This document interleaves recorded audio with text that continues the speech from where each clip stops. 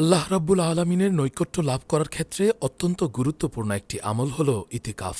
দুনিয়ার যাবতীয় ব্যস্ততাকে পাশে ঠেলে একমাত্র আল্লাহ তালার সন্তুষ্টি লাভের উদ্দেশ্যে আল্লাহর ঘর মসজিদে অবস্থান করার এই যে বিধান, নিঃসন্দেহে তা বান্দার প্রতি রাব্বুল আলমিনের এক মহান ইহসান। রমজানের শেষ দশকে ২১ তারিখের রাত থেকে অর্থাৎ ২০ তারিখ সূর্যাস্তের আগ থেকে ঈদের চাঁদ দেখা পর্যন্ত ইতিকাফ করা হয়। নবী করিম সাল্লাল্লাহু আলাইহি ওয়াসাল্লাম প্রতি বছর এই দিনগুলোতে ইতিকাফ করতেন।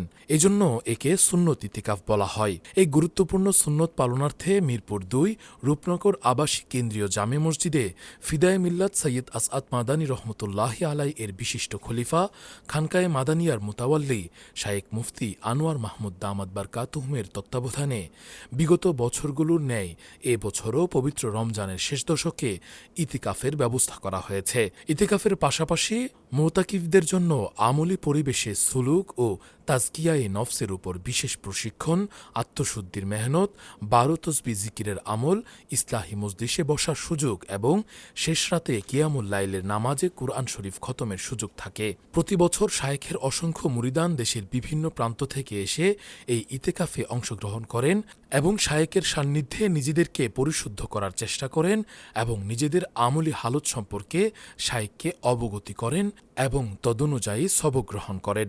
আত্মশুদ্ধি, তাজকিয়া এবং আল্লাহর নৈকট্য অর্জনের এই কয়েকটি দিন অত্যন্ত মূল্যবান। তাই যারা এই গুরুত্বপূর্ণ সুযোগকে কাজে লাগাতে চান এবং আত্মশুদ্ধির এই মেহনতের মাধ্যমে নিজেদেরকে পরিশুদ্ধ করতে আগ্রহী, তারা রূপনগর আবাসিক কেন্দ্রীয় জামে মসজিদে ইতিকাফে অংশগ্রহণের জন্য যোগাযোগ করুন। حي على الصلاة